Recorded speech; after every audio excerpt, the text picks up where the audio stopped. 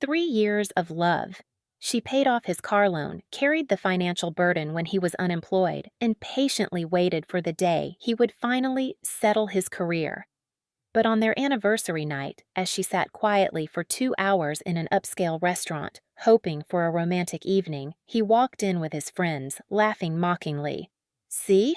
I told you. She'd still be sitting here like a loyal little puppy." She didn't cry. She didn't make a scene. Instead, she smiled, took a slow sip of her wine, and began preparing a revenge so meticulous it would destroy his entire life. The perfect payback was about to begin. That evening, she was ready for a memorable date. For the first time in years, she dared to splurge on a fancy restaurant, one they had once said they couldn't afford to try. Now that Peter's car loan was finally paid off, she thought they could indulge a little. She put on her newly bought dress, styled her hair beautifully, and told herself that maybe things would get better. She arrived at the restaurant on time, but Peter didn't. 7:30 p.m.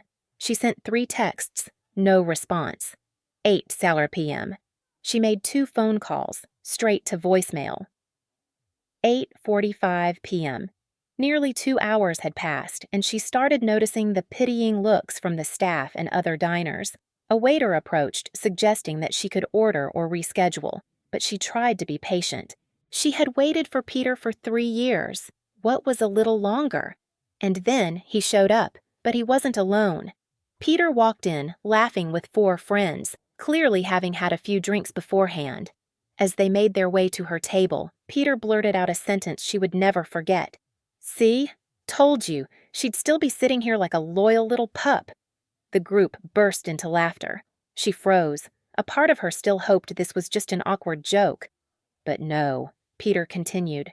He sat beside her, playfully pinched both her cheeks like she was a child, and said, "This is why she's the best. Most girls would have left by now, but not my girlfriend. She pays for me, waits for me, just like a good girl should." One of his friends, David, snickered. "No kidding, you trained her well." She was speechless. It felt like every drop of blood in her body was boiling, yet her limbs were ice cold. This wasn't just thoughtlessness. This was intentional humiliation. And Peter wasn't done yet. He looked at her with a smirk, full of disdain. "Did you actually think this was a romantic dinner? That's adorable. We've got a poker night coming up. Just make sure you cover the next bill. All right?" By then, she no longer felt heartbroken, just numb. He grabbed her chin, trying to force her to look at him. "Hey, snap out of it. Or are you just gonna sit there looking like a sad little puppy?" Another round of laughter. This was the man she had sacrificed 3 years for. A man who saw her as nothing more than a walking wallet, who openly humiliated her in front of others and laughed like she was worthless. The waiter returned, looking uncomfortable, and asked if she was ready to order. And then she did the one thing Peter never saw coming.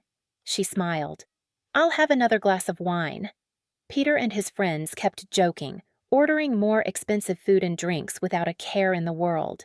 But they didn't know that when she stood up and said she needed to make an urgent phone call, she had no intention of coming back. She walked out of the restaurant, calmly called her best friend to pick her up. But before leaving, she left a little surprise for Peter. She paid for her wine. And only her wine. As for everything else, Peter would have to cover that himself. He wouldn't realize it immediately.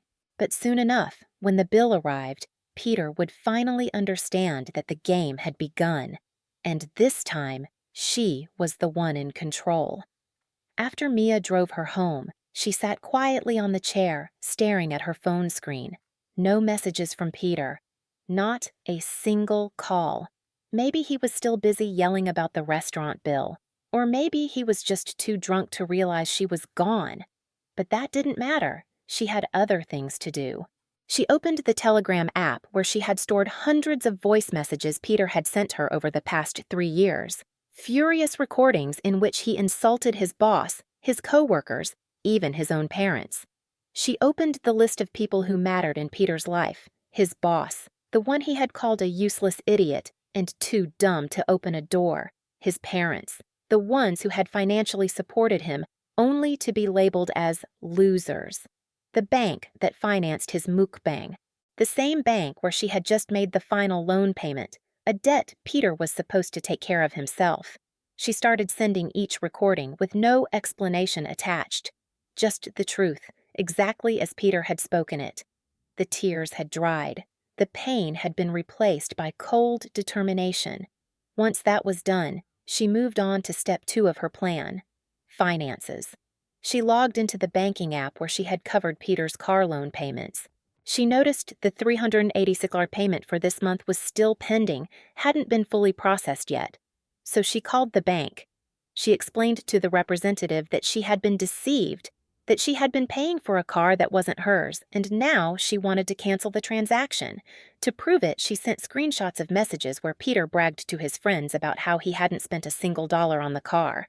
She had covered everything. After a brief hold, the rep's voice came back.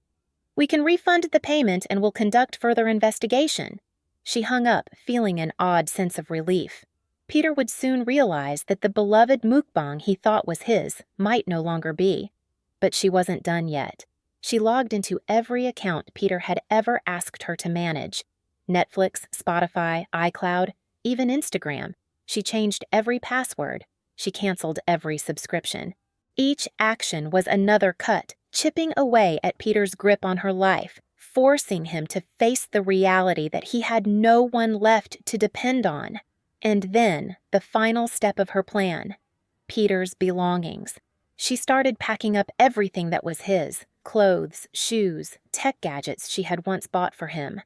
All of it went into trash bags: 7 bags, 10 bags. Eventually, 15 trash bags piled up in her living room. By morning, she and Mia loaded everything into the car and drove to the local dump. There was nothing left of Peter in her home. At the same time, her phone buzzed nonstop. 78 missed calls from Peter. But this time, she didn't care anymore. The game had changed, and she was the one in control. In just one day, everything in Peter's life started to fall apart.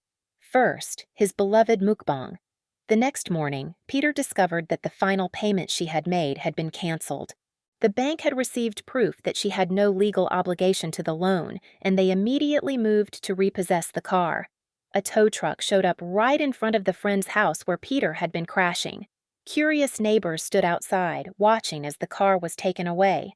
Peter tried to stop them, but all he got was a cold response from the repo agent: "You've had enough warnings. Good luck." Next, his job. She didn't just send Peter's boss the rude and disrespectful voice messages he had once sent her. She sent them straight to HR as well. The result? Peter was called into an emergency meeting. His boss, the same one Peter had once called a clueless idiot who can't even open a door, showed no mercy. Peter was immediately suspended, and within 2 days he was officially fired. But the biggest shock was yet to come. Peter's parents, the ones he had once called pathetic losers, also received the recordings she had sent, and they were devastated. For the first time, they saw their son for who he really was. For the first time, they heard the cruel words he had spoken behind their backs. And their reaction? They cut off his financial support immediately. No more help, no more money, no more car, no more job. Peter had only one place left to go: a friend's couch. But unfortunately for him, even his friends started to distance themselves. One of Peter's closest friends, Leo, after hearing the full truth from her, shared it with their entire friend group. It turned out that for the past 3 years, Peter had twisted the story about her, painting her as a controlling girlfriend, someone who took over his finances, and someone who was easily angered. Now, everyone knew who the real manipulator was. Peter lost everything. And while he was desperately scrambling to fix the mess, she was enjoying her first days of true freedom. No more burdens, no more stress over a man who had used her for 3 years.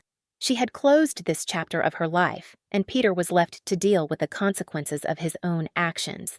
After Peter lost his job, his car, his family's support, and was abandoned by his friends, she finally felt a true sense of relief. For the first time in 3 years, she no longer woke up to long, angry messages from a man who always found someone else to blame. She no longer had to worry about whether she had enough money to cover the bills that month or make excuses for Peter's failures. She had taken her life back, but more than that, she had reclaimed her self-respect. A few days after everything ended, she sat down to review her finances. She did the math and realized that over the past 3 years, she had spent more than $30,000 on Peter. Rent, food, car expenses, loans that were never repaid. That was enough for a down payment on an apartment or a trip around the world. But instead of regretting it, she decided to start fresh. She moved into a new apartment, smaller but cozier. A place that was entirely her own. No traces of Peter, no lingering memories she wanted to erase. And most importantly, she adopted a cat, something Peter had never allowed because he was allergic. But as it turned out, when she found a pack of allergy pills in his gym bag, she realized he wasn't allergic at all. He just hated cats. Her new cat, Eliza, was a sassy little tortoiseshell who seemed to have a knack for detecting bad men. When her brother came to visit, Eliza perched on the couch, staring at him with suspicion. But when she came home after a long day at work, Eliza jumped into her lap, purring contentedly. For the first time in 3 years, she felt at peace. And Peter? From what she had heard from a few mutual friends, he was still crashing on other people's couches, still unemployed, still drowning in the debt of a car he no longer owned. His new girlfriend, Ivy, had discovered that he was still secretly messaging other women on Tinder. But instead of leaving, she kept going back to him, stuck in the same toxic cycle she had once been trapped in herself. She could only hope that Ivy would realize Peter's true nature and get out before it was too late. She used to think she needed an apology from Peter to move on. But now, she understood she needed nothing from him. The freedom she had gained, the relief of no longer being used, of no longer having her sacrifices taken for granted, was the sweetest revenge. And if there was one thing she wanted to tell anyone who had ever been in her position, it was this. When someone shows you who they really are, believe them the first time. And if they ever treat you like a loyal little dog, take back everything that's yours and walk away without looking back.